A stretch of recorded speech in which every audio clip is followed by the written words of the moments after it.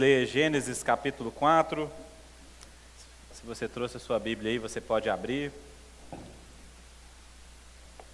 Nós estamos na nossa série no livro de Gênesis. Pode usar, mano.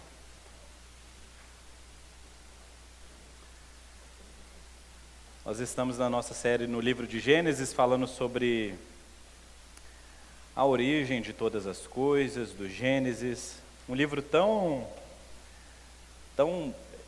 fundamental, essencial, talvez seja um dos primeiros livros que você leu da Bíblia, né? Quando você se converteu, falou, vou ler a Bíblia toda, não é isso?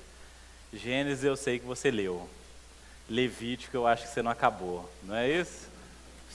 Está muito difícil, deixa eu ir para o Novo Testamento, né? Mas Gênesis, todos nós já lemos Gênesis em algum momento. E às vezes a gente lê como uma história corrida e não vê ali os princípios fundamentais também da nossa fé. Quantas coisas nós estamos aprendendo nesses últimos dias, né, nesses últimos domingos, e eu tenho certeza que hoje a gente vai aprender ainda mais, tá? A gente lê a partir do versículo 17 até o final do capítulo, então leia aí comigo, tá? E Caim teve relações com sua mulher, ela ficou grávida e deu à luz a Enoque. Caim edificou uma cidade, chamou de Enoque, o nome de seu filho. A Enoque nasceu Irade, Irade gerou Meujael, Meujael gerou Metusael, e Metusael gerou Lameque. Lameque tomou para si duas esposas. O nome de uma era Ada e o nome de outra era Zilá. Ada deu à luz a Jabal, que foi o pai dos que habitam em tendas e possuem gado. O nome do seu irmão era Jubal, que foi o pai de todos os que tocam harpa e flauta. Zilá, por sua vez, deu à luz a Tubal-Caim, artífice de todo instrumento cortante, de bronze e de ferro. A irmã de Tubal-Caim foi Naamá. E Lameque disse às suas esposas, Ada e Zilá, ouçam o que eu digo, vocês mulheres de Lameque, escutem o que eu passo a dizer. Matei um homem porque me feriu, e um jovem porque me machucou. Se Caim é vingado 7 vezes, Lameque será vingado 7 vezes 7.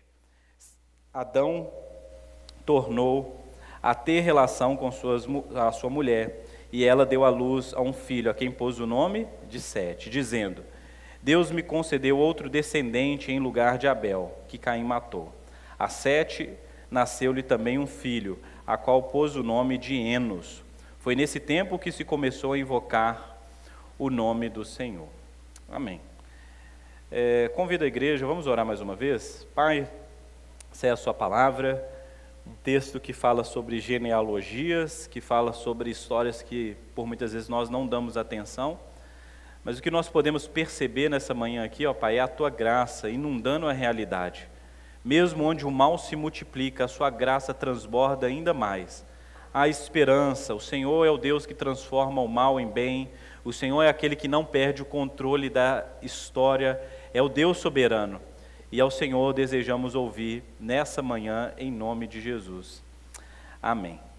Irmãos, nos últimos sermões, nós estamos falando sobre a gravidade do pecado, como o pecado entra no mundo e afeta toda a realidade, a relação com Deus, com o próximo, com o mundo, de como logo na primeira geração da linhagem de Adão e Eva, nós percebemos a maldade já tomando níveis alarmantes, não somente o ódio entre irmãos, mas o primeiro assassinato. Nós vemos isso já na história de Caim e Abel, e agora nós estamos aqui diante da descendência ou da genealogia de Caim, esse que havia cometido um assassinato, que o pecado tomou no coração dele proporções inimagináveis, esse tem filhos. A gente percebe aqui uma história desenrolando, como eu acabei de orar, a maldade no mundo se multiplicando. No entanto, o texto não é um texto para que a gente fique pensando negativamente. Pelo contrário, o final do texto termina com uma nova descendência de Adão e Eva, que culminará na descendência da semente, né, do filho da mulher que esmagará a cabeça da serpente. Então essas duas linhagens, né, o filho da serpente, a semente da serpente, a semente da mulher, elas estão dividindo a história, farão isso ao longo de todas as escrituras até culminar em Jesus Cristo, né? Por mais que você saiba o final da história, é importante que você saiba também a sua origem aqui. O mal, ele não passa apenas para uma outra pessoa, mas o mal se torna algo estrutural, como nós vamos ver na construção de cidades, né? O mal passa a ser também algo que vai afetando a maneira como nós desenvolvemos sociedade. Então, muitos filósofos, sociólogos, né, antropólogos poderiam pensar como o mal surgiu no mundo, e há várias explicações para isso, mas nós estamos fazendo isso a partir de uma perspectiva teológica que, como o mal não só está nascendo no mundo, contaminando a humanidade, mas agora também vai afetar as realidades. No entanto, a gente pode ver algo no meio disso tudo, a graça comum, como o próprio texto diz, Deus continua preservando a bênção da multiplicação. Caim, mesmo sendo esse que comete o pecado, ainda tem capacidade de multiplicar a humanidade. É verdade, o texto diz que ele teve relações com sua mulher. Eu não vou entrar aqui em detalhes como havia outras mulheres no mundo, ou outras pessoas, tá? O que eu posso dizer é que há uma explicação básica para isso, é porque nós não estamos lendo as coisas acontecendo dia a dia aqui na Bíblia, tá? Há intervalos que nós não conseguimos quantificar aqui entre o desenvolvimento da história. Inclusive, eu falei isso quando eu estava expondo Gênesis capítulo 1, sobre a questão da descronologizar, que o autor usa. Então, ele cita um evento que, na verdade, acontece depois do próximo ato, né? Então, ele não se preocupa muito com a ordem das coisas certinho, cronologicamente, como nós estamos acostumados a ler as Escrituras. Eu expliquei bem como isso acontece, por exemplo, no texto de Gênesis capítulo 1, onde há uma descrição geral de como o mundo foi criado e como a humanidade foi criada. No capítulo 2, ele foca o quê? No desenvolvimento da humanidade. Então, a explicação básica que nós podemos dar a esse texto aqui, ela vem logo em seguida, principalmente no final do capítulo e no capítulo 5, né? Adão e Eva tiveram outros filhos, tá? Eles tiveram outros filhos quando? Tiveram outros filhos enquanto a história está se desenrolando, enquanto Caim está andando errante pelo mundo. Lembra que a condenação de Caim é essa? Andar como errante no mundo. Então, se eu tivesse um quadro aqui, eu desenharia para você a jornada de Caim, enquanto ele perambula sem lugar para encontrar, sem lugar para fazer morada, a humanidade continua se desenvolvendo, né? Adão e Eva têm 7, têm outros filhos e filhos e filhos, e os anos estão se passando. Um pouco menos de 50, 100 anos já é o suficiente para que hajam outros seres humanos habitando esse mundo, tá bom? Então, a gente vai ter várias coisas nesses relatos de Gênesis capítulo 1 até o capítulo 11, de cidades desenvolvidas, povos, outras pessoas, tá? Então, é preciso que você faça uma leitura da Bíblia respeitando isso aí também, de que a Bíblia está focando em certos personagens, mas existem outros personagens que não aparecem aqui. Por exemplo, qual é o nome da mulher de Caim? Ninguém sabe, só sabe que ela existe. Provavelmente é uma das suas irmãs ou parentes, alguma coisa assim, algo que era de se esperar, já que nós cremos que os primeiros seres humanos a pisarem esse planeta eram Adão e Eva. Eu falei até do livro do John Walton, até escrevi um texto essa semana sobre ele. O John Walton, ele ainda fala de uma possibilidade de outros seres humanos, não creio assim.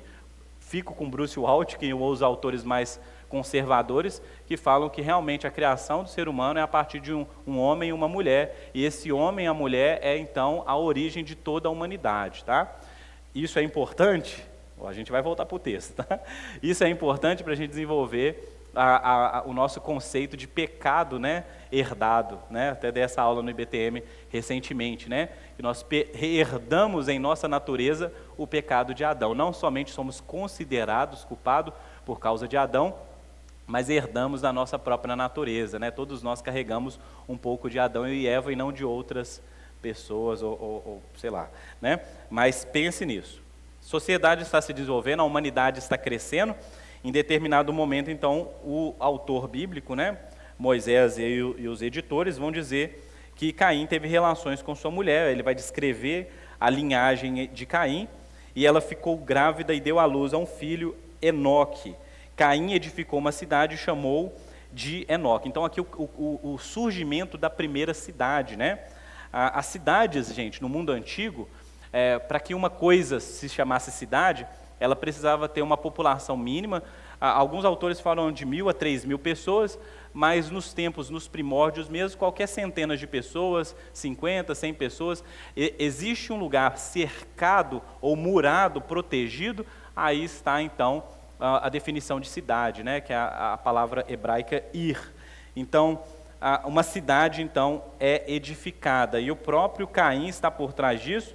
Ele dá um nome para essa cidade de Enoque, o nome do seu próprio filho. Se o início do capítulo começa descrevendo Adão e a sua linhagem, aqui nós temos então Caim e a sua linhagem, né? E como o mal de Adão multiplica para Caim, e de Caim vai multiplicar até o seu último filho, uma linhagem aí de Adão até esse último filho, 7 gerações, tá?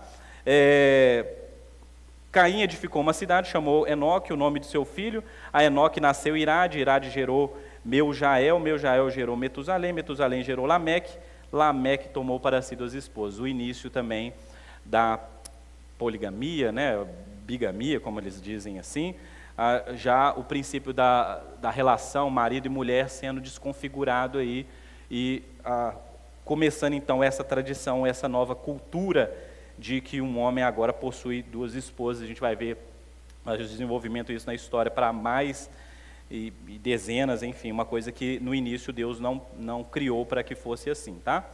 Essas 2 esposas têm filhos, e aí a gente vai ver o desenvolvimento dessa sociedade aí, né? Os descendentes de Caim, né? Jabal, Jubal e Tubal-Caim, que está aí no texto aí. Inclusive, se você está pensando em ter filhos, né?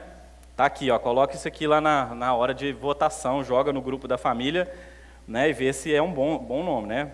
Pelo menos eles têm origem, né? Eles foram os pioneiros da pecuária. Nós vemos o surgimento da pecuária aqui, de como, apesar do mal no mundo, a humanidade ainda está se desenvolvendo, né? Hoje a gente vai falar sobre graça comum, tá? Apesar da maldade no mundo, o ser humano ainda tem capacidade de desenvolver essa sociedade para o bem, né? Então Deus contém o mal no ser humano para que o mundo possa ainda apresentar algum tipo de beleza, vida, relacionamentos, né? Então aqui nós temos aqui uma primeira indício da pecuária, né? A gente tem aqui também o início da música, né? Olha lá, o Jubal, né? Versículo 21. O nome do seu irmão era Jubal, que foi o pai de todos os que tocam harpa e flauta. Aqui na igreja a gente não tem ninguém que toca harpa, né? Tem os violão. Mas é o primeiro relato de música nas Escrituras, né? De alguém que está desenvolvendo os instrumentos para que haja o quê? Música, tá? Então veja bem como a Bíblia vai dando origem. Por mais que venha de uma linhagem ruim, Deus ainda preserva uma capacidade boa no ser humano. Por isso que a gente precisa ter uma mente, né, aberta para entender que mesmo nesse mundo caído, mesmo por meio de pessoas más e ímpias, Deus ainda produz boas coisas. Ciência, tecnologia, a arte, né? Desenvolve lá o remédio antibiótico, desenvolve a empresa, desenvolve conceitos importantes, né? Então é necessário que haja na igreja uma capacidade de ler a cultura a partir da perspectiva da graça de Deus, tá? Deus não nos chama para a gente ficar enclausurados dentro dessas 4 paredes aqui, mas a vida brotando fora dessas paredes aqui, né? E a gente vai entender no final desse sermão qual então é o papel da igreja em relação a todas essas coisas, tá bom? Talvez você não dê muitos glórias a Deus aí, mas eu preciso que você entenda como essas coisas funcionam, porque isso é fundamental para quando a gente começa a desenvolver as ações práticas da nossa igreja, né? O porquê nós fazermos alguma coisa além do natural, do normal, além do culto, além do louvor, além da sala kids, além dos discipulados, pequeno grupo. O que a igreja faz fora do normal, isso tem importância ou não, dependendo de como nós entendemos a nossa própria cidade, a nossa cultura e o nosso papel, né? Se a gente vai só se envolver com evangelização das pessoas, ou a gente se desenvolve com o desenvolvimento de qualquer outra coisa aí, que a gente julgue ser benéfico ou não para a sociedade. Dependendo do ponto de vista teológico seu, de sagrado e profano, não vale a pena se envolver com isso, porque isso é secular, é profano, é dos ímpios. Então a igreja não chega naquele lugar. Dependendo do outro ponto de vista, a gente precisa chegar lá, não para dominar, né, no sentido ruim da palavra, mas para poder exercer algum tipo de influência positiva e glorificar a Deus ali naquele lugar. Vocês estão entendendo isso aqui? Ó, fazer um pause aqui, não está programado aqui não, né? E está gravando, mas não vai pegar, não tem problema. Eu queria que algumas pessoas, eu vou perguntar aqui, você vai falar a sua profissão, só para mim entender onde que a nossa igreja está atuando fora do domingo de manhã de 10 a meio-dia, né? E eu vou perguntar, qual é a sua profissão? Você é psicóloga, né?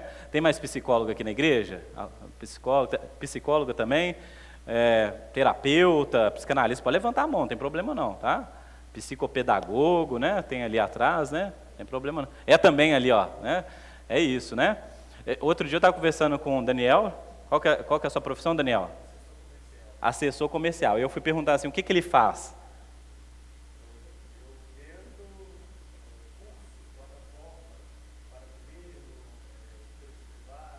O cara vende curso, plataforma, alguma coisa digital para o governo. Eu precisei de mais uns 15 minutos para ele me explicar. Gente, eu nem sabia que isso existia, né? Nós temos pessoas aqui que atuam na área da saúde. Enfermeira, né? Quanto tempo você já tem de enfermeira já? 10 anos de enfermeira já. Passando sonda nos outros, furando as veias, errando as veias. Tem mais enfermeira aqui, gente? Técnico de enfermagem aqui na igreja? A área da saúde, médico, alguma coisa assim? Não? Hã? A Eliane que está aqui? Ela está lá em cima, né? Eliane, enfermeira, foi uma enfermeira há muito tempo, né? A área da educação aqui na igreja, quem atua na área da educação? Professores, tem a Duda aqui, a Blenda também, quem mais? Tem mais alguém que atua aqui na área da educação? Empreendedores, tem seus próprios negócios aqui, temos? Mauro trabalha com contabilidade, vocês trabalham com comércio, no geral, na área de saúde, não é isso? Vocês também, né? Estão empreendendo aí na área de tecnologia. Tem mais alguém empreendendo aqui, gente? Aqui, ó, na área, qual área, né? A predominante, né? Anfitrião, hotelaria ali, né? Tá com Airbnb, gente, na casa. Qual que é ali? Qual que é a profissão?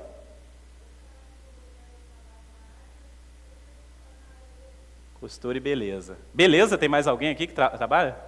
Beleza, né? Manicure ou pedicure, cabeleireiro, tem mais gente aqui. Gente, se a gente pudesse pensar como a igreja está espalhada, né? Não vou ficar falando, senão a gente vai... Mas isso é bom para que você conheça, né? Outras pessoas, outros profissionais. A igreja está espalhada na sociedade, mas muitas vezes nós enxergamos a sociedade como completamente contaminada. Não estou falando que não seja contaminada. A gente enxerga completamente contaminada e a gente só vai para esses lugares, para as nossas profissões, ganhar dinheiro, né? E a gente julga que a vida só acontece aqui dentro da igreja, né? E isso é um problema. Por quê? Porque, primeiro, você exclui a graça de Deus de outras áreas da sociedade, né? Então, realmente, existe uma graça especial, nós já explicamos aqui, que atua na revelação do Evangelho no coração humano, né? O despertar do ser humano, isso nós chamamos de graça especial. Mas a graça comum sustenta toda essa realidade, onde ele usa ímpios e crentes para desenvolver o bem comum, né? A gente precisa de um contador, de um enfermeiro, de um policial, de um médico, de um profissional lá, um atendente da loja que você vai, um comerciante, entender a sua necessidade ali, te solucionar, te dar uma boa solução. A gente depende disso, mas quando se trata de crentes nessa área, a gente ainda deveria ter uma expectativa dobrada, pelo menos eu tenho uma expectativa dobrada. Quando eu sou atendido, quando eu faço negócios com um cristão, eu espero ainda mais musculatura moral, ética, eu penso que há uma relação ali para além do ganhar dinheiro, né? Mas normalmente a gente está só vivendo aí no ritmo, e isso muito porque a nossa teologia não entende que Deus está fazendo algo aí fora também. Gente, Deus não se importa apenas com a nossa alma, com o nosso espiritual, eu queria dizer isso. Deus se importa também com a realidade, tá bom? Eu sei, a realidade, o material, talvez não seja o principal. O principal, como disse o Michael Gorin, é o espiritual. Se tivesse que escolher entre dar para uma pessoa a salvação ou um copo d'água, você daria o quê? Salvação. É a única escolha da vida da pessoa? É claro, é isso que eu vou dar para essa pessoa. Mas, normalmente, isso é raro. Normalmente as pessoas vão pedir as duas coisas: salvação espiritual e um copo d'água, comida para beber, afeto, ser bem atendido, soluções dos seus problemas diários e domésticos. Estão entendendo aqui o que eu estou falando? Eu preciso que vocês entendam isso aqui, porque nós estamos sonhando grande para essa igreja. Nós queremos que a Missão 16.8 seja uma igreja que seja relevante na cidade de Belo Horizonte, que encontre aí as dificuldades, as necessidades das nossas localidades e atue ali nas necessidades. Quantos problemas nós temos na nossa cidade e de quantos problemas nós, como igreja, podemos ser aí uma resposta. Mas nós nunca seremos resposta de nada na cidade se nós não entendermos o quê? O que Deus está fazendo aí fora, tá?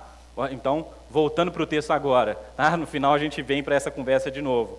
Então a gente tem aqui o desenvolvimento da música, né? Ou dos instrumentos. Veja como Deus é perfeito, Ele dá capacidade de um ser humano desenvolver instrumentos que fazem sons diferentes, acordes, né? Para harmonizar, para que haja música, né? Qual que é a utilidade da música? Qual que é a funcionalidade da música, né? Então a música, ela vai se encaixando em vários momentos da vida do ser humano, nos ajuda a adorar a Deus, nos ajuda lá, né, fazer um jantar lá, eu e a Carla lá, eu coloco a musiquinha romântica, né? Não posso colocar lá o pisadinha, né? Senão vai ser outra, não, a gente não vai ter jantar, né?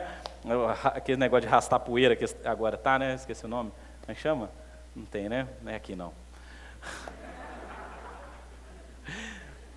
Música, né? Momento triste, você quer escutar lá, né? Os emos da minha época que diriam, né? Porque que houve de produção musical naquela época para fazer a gente chorar, mas a música tem um papel na humanidade, não vou entrar em todos esses pontos aí. Não apenas isso, o texto ainda diz que também teve alguém, né? Tubal-Caim, artífice de todo instrumento cortante, de bronze e de ferro, né? Pensa bem, né? O cara, ele foi o primeiro, né, a desenvolver as ferramentas que são tão úteis, né? Você vai mexer no seu carro, você precisa de uma ferramenta, né? Você precisa cortar um trem, a grade, uma madeira, precisa fazer móveis, você precisa de objetos, né, ferramentas que são feitas de ferro, de bronze, etc., né? Então, o que nós temos aqui diante de nós é o desenvolvimento da tecnologia. A tecnologia, ela começa a ser desenvolvida aqui. Você pensa que a tecnologia é uma coisa só da agora, mas ela está sendo desenvolvida a partir do início, né, da criação, né, e Caim e a sua linhagem, mesmo contaminados pelo pecado, a gente percebe que ainda há capacidades que Deus deu para Adão e Eva no início, né, capacidade de criatividade, de governo, de domínio, né, de desenvolvimento ali. Por mais que eles façam isso, e aqui está o ponto, eu acho que em Gênesis capítulo 11 a gente vai trabalhar isso, vai ser o ápice assim, da gente pensar sobre isso, né? O intuito de Caim edificar uma cidade não é glorificar a Deus. Eu até trabalhei esse tema da cidade, né? Já no início, de que a resolução de toda a nossa história, a história da salvação e da redenção, é uma nova cidade descendo dos céus, a Nova Jerusalém. Então, o desenvolvimento do jardim é uma cidade, não é outro jardim. Não é que Deus deseja que a gente desenvolva o que? Mato, né? Flor, não. O desenvolvimento que Deus esperava do Éden era uma cidade que glorificasse a Deus. Mas a gente vai ver que a primeira cidade aqui em Caim vai ser desenvolvida em Babel, uma cidade que é edificada para a glória dos homens.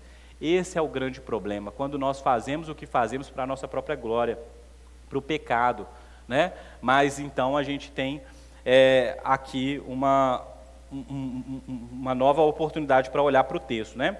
O James Smith, que é um autor que eu gosto muito, quando ele fala sobre o mandato cultural, ele tem um livro, inclusive, para você que está tendo contato agora com o calvinismo, tá bom? Ele fala, a sua carta, um livro chamado Pequenininho, Jovem Calvinista, ele fala assim, ó, quando chama a criação à existência, Deus claramente diz que ela é boa, mas ela não está acabada. A realidade, ela não está acabada. Deus fala assim, ó, Deus criou todas as coisas e disse, é bom, mas essas coisas boas, elas ainda não estão acabadas, porque elas colocam o ser humano para desenvolver, né?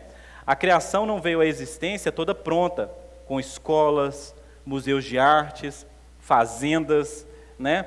Tudo isso está implorando para ser desvendado, desenvolvido, mas revelar esse potencial dá trabalho. E esse trabalho é o labor da cultura, o cultivo do desvendar e do desenvolver. Então, esse mundo precisa ser desenvolvido. Qual é, então, a ferramenta que Deus usa para desenvolver a cultura? Trabalho.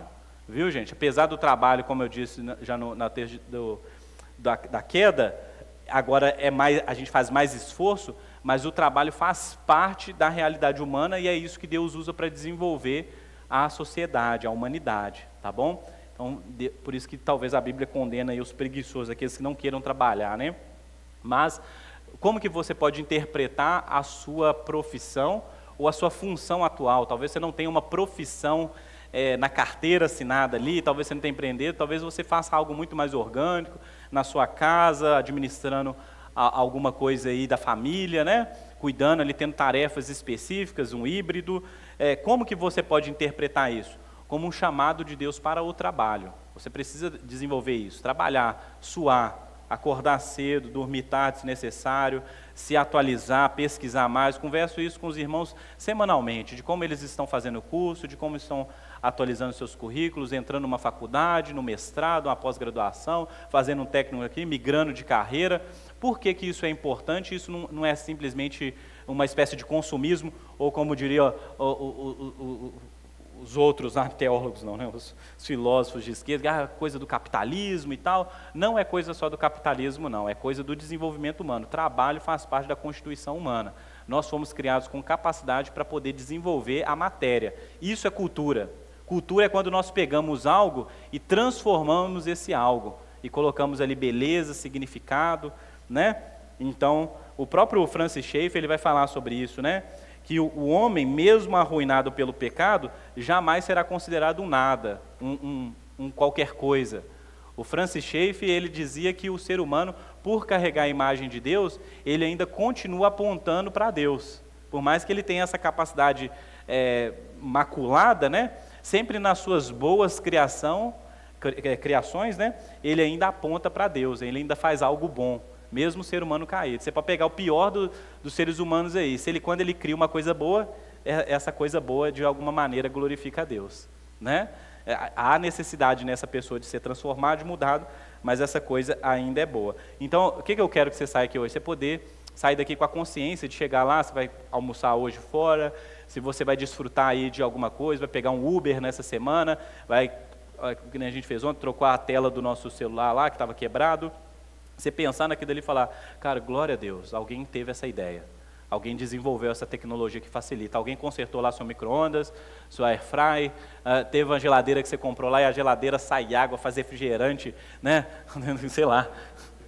Sei lá, você entrou no carro, você falou, gente, alguém pensou nisso aqui, velho, que doideira, né? Então você aprender a ver a graça de Deus no comum, no ordinário, nas soluções que a cidade produz, nas coisas boas, né? Então, às vezes, a gente fica andando como ranzinhos, é do diabo, é não sei o quê, estou doido para Jesus voltar, para acabar com isso, né? Então, esse pessoal que deseja um céu imaterial, né, fantasmagórico, eles vão se decepcionar, né, ao ver coisas materiais no novo céus e nova terra, tá? Porque é isso que Deus deseja, né? Então, aprenda a glorificar a Deus pelas coisas boas que estão à nossa volta. Acho que a grande questão aqui, que o texto termina com isso, né? O Lameque fazendo uma canção, e a canção de Lameque é uma canção egoísta, é uma canção para ele se vangloriar. A primeira música, talvez esse seja o mal dos músicos, viu, João? Que os músicos, às vezes, eles fazem isso, né? Eles querem se vangloriar, né? Não só os músicos, isso é a humanidade, né? O retrato da humanidade. Mas o Lameque, ele fala assim, eu matei um homem porque me feriu e um jovem porque me machucou. Olha para você ver, gente, a maldade crescendo no ser humano. É o que eu falei, né? As ideias do pecado, elas vão tomando forma dentro de nós a ponto que a gente vai escalando o mal. Uma pessoa feriu e uma pessoa machucou, então o que ele faz? Mata, é desproporcional. Né? Algumas pessoas vão indicar, inclusive, a necessidade da lei do talião, né? Olho por olho, por dente por dente. Você lembra disso? Que você pensou que era uma coisa ruim, mas que foi criado justamente para corrigir isso aqui. Né? Se uma pessoa foi lá e te feriu no braço, o que você pode é o quê? Braço por braço. Você não pode matar ela. Entendeu? Se ela tirou um dedo seu, você tira um dedo dela. Se tirou uma mão sua, é assim, você não pode, a pessoa te feriu e você mata. Então a lei do talião, quando era ligado, olho por olho, dente por dente, é justamente para conter o mal no mundo. No entanto, existe uma lei que é superior à lei do talhão, que é a lei do amor. É a lei que Jesus estabelece, né? Se te ferirem a face, um lado da face, o que você faz? Difícil demais, Thiago, eu prefiro o talhão. Não é isso que você vai dizer? Você fala, eu acho que não, mas olha só, você precisa entender que você não funciona mais nas constituições da sociedade, você funciona na constituição do reino de Deus. Existe uma resposta cristã que você dá agora para a realidade, mas o Lameque não é assim. O Lameque, ele mata, ele se vangloria e ele diz, se Caim, que é o meu pai, né, se é a origem da minha descendência, ele é vingado 7 vezes, o Lameque será vingado 70 vezes 7. Jesus dá uma resposta para isso aqui, né? Vocês lembram de Jesus dizendo? Quantas vezes você deve perdoar? Quantas vezes Lameque deveria perdoar? 70 vezes 7, se fosse necessário. Porque se há multiplicação da maldade, em nós, a igreja, a sociedade, os cristãos, deve haver também multiplicação da misericórdia, da bondade, da graça. Para que o mal não seja a resposta que a gente dá para esse mundo, mas para que o bem, a misericórdia. Então eu sei que é difícil, meu irmão, todo mundo. Tiago, mas é difícil se fizer isso comigo. Há casos e casos, e tudo isso precisa ser feito com justiça, equidade, mas a retribuição do mal nunca deveria ser feito com mal. Infelizmente, em alguns casos, há necessidade de energia, de violência, eu sei, o mal no nosso mundo é combatido assim. Né? A violência muitas vezes tem que ser usada para combater o malfeitor ou os violentos, né? Mas esse não é o retrato daquilo que Deus deseja. Na realidade de Deus, essas coisas não precisariam ser assim. Infelizmente é. Nós oramos para que o Evangelho encha a cidade, para que a gente trate uns aos outros pela via do Evangelho e não mais na justiça dos homens. Vocês estão entendendo o que eu estou dizendo aqui? Amém, amém. O Tim Keller fala que toda cidade, e essa é a realidade, né? Existe uma tensão da cidade entre o Evangelho e todas as outras coisas, né? Ele diz que a visão bíblica das cidades, ela não é nem hostil, né, e nem romântica. Então, o Tim Keller vai dizer isso, que a gente não deve olhar para a cidade nem com um romantismo desenfreado, nem também com uma hostilidade, tá?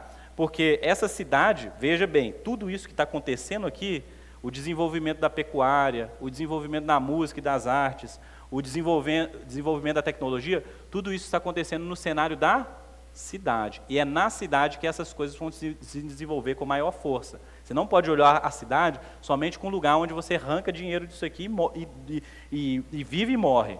Né? A cidade é o ambiente onde Deus está desenvolvendo outros bens, outros dons. Tá?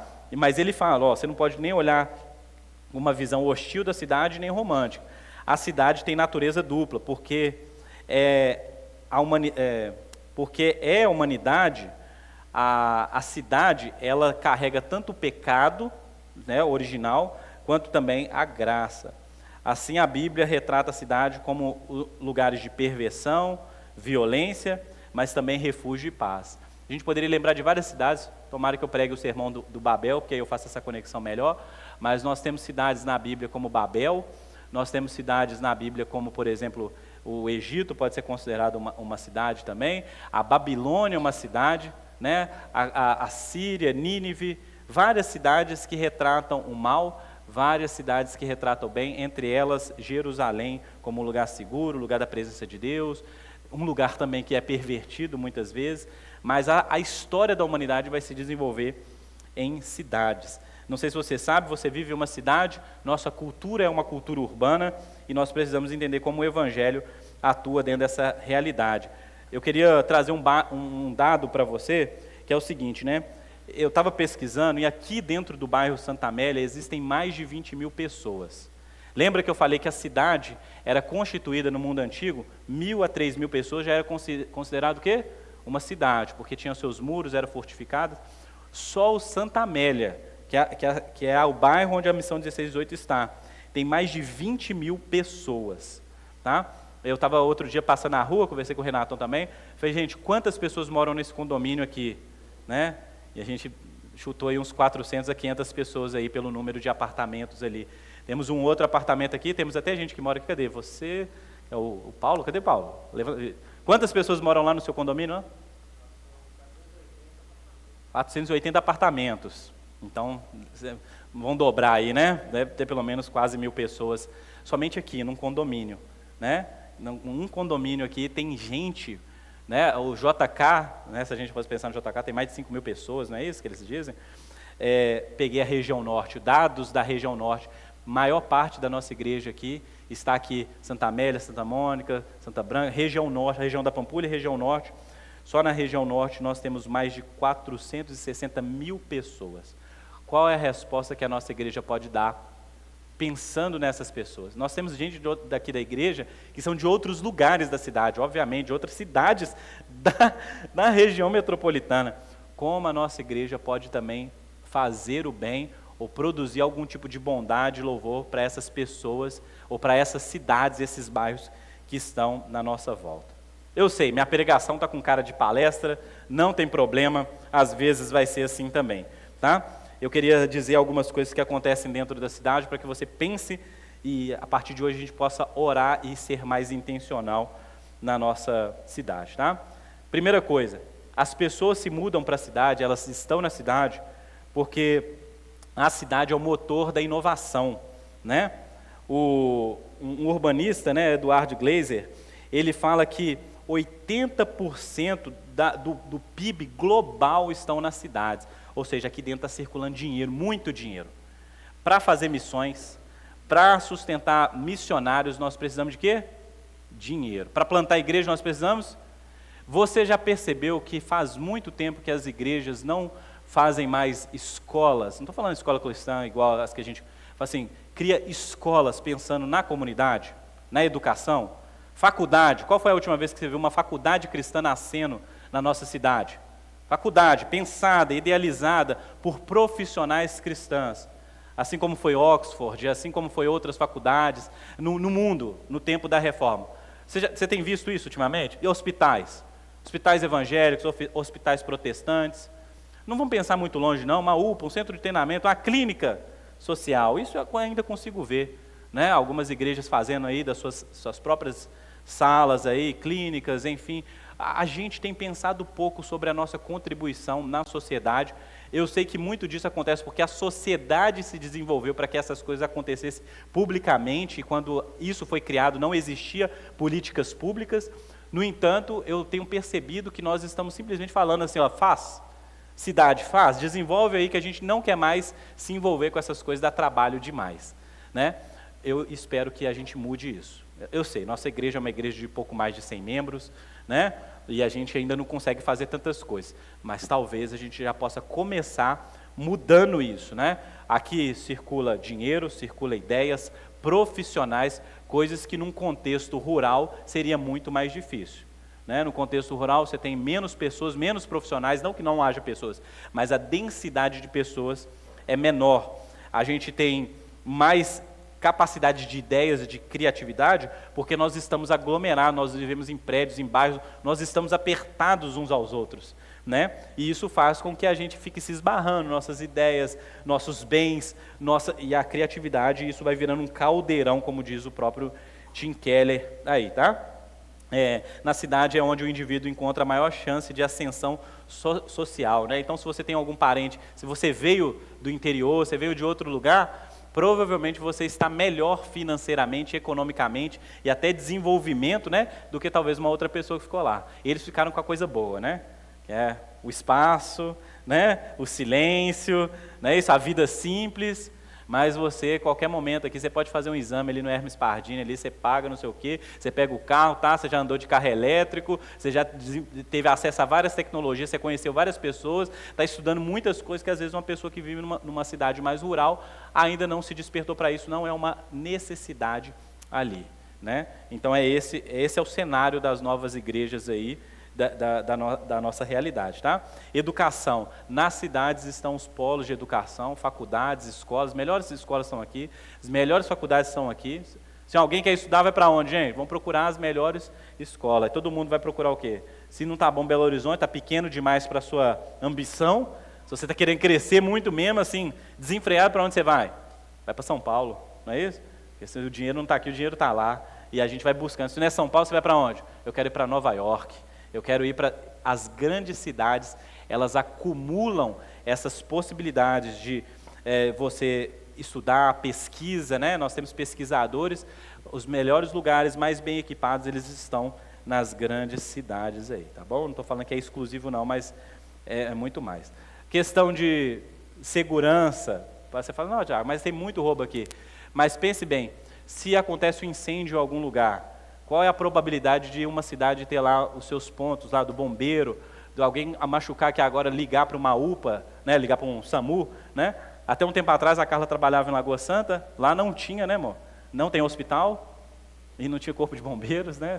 A pessoa lá tinha que arranjar alguém para trazer ela aqui para Belo Horizonte. Você vai nos hospitais de Lomberes, Hospital das Clínicas, você vai, filho, né, vai nascer lá no, como é que chama lá? Sofia Feldman, estava lá no Sofia Feldman, lá vem gente de tudo quanto é canto, viaja 400 quilômetros, 500 quilômetros para ter o filho ali. Por quê? Tecnologia, conhecimento, está tudo ali embarcado. Olha só, gente, por que eu estou falando esse tanto de coisa? O último aqui, a ideia do lazer, né? Se você for desenvolver lazer, cultura, arte, você precisa do quê? Público, né? Por que ninguém na sua casa ficava te aplaudindo? Você fazia uma coisa legal lá, porque não tinha público. Coisa feia, ninguém ligava, não é isso? Só que na cidade você tem o quê? Tanta gente aqui que tem o gosto parecido, que por mais que pareça minoria, ainda assim tem público, né? Tem um pessoal que gosta de jazz, tem um pessoal que gosta do rock, tem um pessoal que gosta lá da música clássica. Você tem público para todas essas coisas. O artista se desenvolve bem. Se o cara faz uma arte lá, dependendo do lugar que ele está no nosso país, o pessoal fala assim, não, que porcaria isso aí. Deus me livre, por que você não faz uma coisa útil, constrói um móvel, né? Faz um quadro aqui que retrata a paisagem, mas você traz isso para a cidade, a pessoa fala assim, ela não vê nada, vê lá a mancha lá e fala, não, que coisa mexeu comigo, meu sentimento, me lembrou da experiência que eu tive com a minha mãe lá, não sei aonde. É isso, o fluxo de pessoas é maior, a chance de você encontrar gente que dá valor para a arte, para a música, para a cultura, é muito maior também, para a comida, né? Você vai aqui na Guarapari, quantos restaurantes mexicana, italiana, não sei o quê. Está vendo, gente? Essa é a beleza da cidade. O que isso tem a ver aqui com o meu sermão? É que a graça comum de Deus, ela está atuando, ela está fluindo pela cidade, não com uma força mística, assim, mas ela está acontecendo nesse momento pela operação do próprio Deus. Deus está desenvolvendo apesar de todas essas coisas, tá? Eu fiz questão de falar das coisas positivas, porque das negativas, você liga a televisão, você já tem, né? Você já sabe dos problemas. Por morar na cidade, nós temos também o quê? Múltiplos problemas, saneamento, a questão de violência, as questões de corrupções em massa, né? Enfim, nós temos muitas coisas ruins, mas eu queria que você entendesse que também há tantas outras coisas boas para ser desenvolvidas na nossa cidade também. E você está lá. Essa que é a parada aqui da minha pregação. Você está pulverizado na sociedade. Ou você assiste a cidade acontecendo, ou você participa daquilo que Deus está fazendo.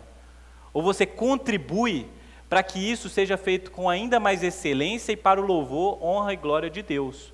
Você pode simplesmente ir para o seu trabalho, ganhar dinheiro, ou você pode buscar o bem da cidade, das pessoas que consomem ali aquele serviço, aquele produto. Você pode, além desse envolvimento, né, com a cidade, com o seu bairro, varrendo uma rua, pensando nas melhorias que você como cristão, como cidadão pode trazer, você pode pensar também como levar também o quê? A mensagem do Evangelho, o Evangelho então alcançar o coração das pessoas que vivem na cidade. Olha só, na Babilônia antiga, os judeus foram chamados para estar ali, né, o povo remanescente, para estar ali como uma espécie de ser um exemplo. E no meio da Babilônia acontecendo, eles foram chamados para se desenvolver, crescer, multiplicar, ter filhos, fazer o seu trabalho com excelência. Dessa maneira, a Babilônia olharia para essa comunidade, então ela teria o testemunho do Evangelho. No entanto, no Novo Testamento, Jesus fala o quê? Vão pelo mundo. E agora, a cidade precisa ver, não os judeus, mas precisam ver a igreja. E no meio desse bololô todo acontecendo, a igreja dá testemunho, então, o quê? Da palavra de Deus, do Evangelho e também das maravilhas que Deus pode fazer por meio o quê? Do nosso trabalho. Tá? Então é isso que você precisa entender, que o ambiente missionário, ele está aí diante de você.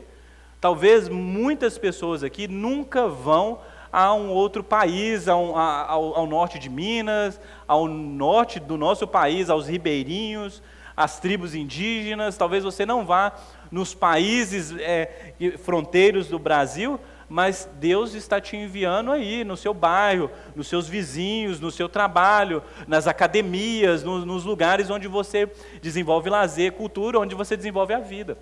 É necessário que haja espírito missional em nós e uma ousadia para pregar o Evangelho e ainda mais coragem para fazer das nossas profissões, das nossas habilidades, ainda um ponto onde as pessoas veem ali o bem comum, a glória de Deus. Né?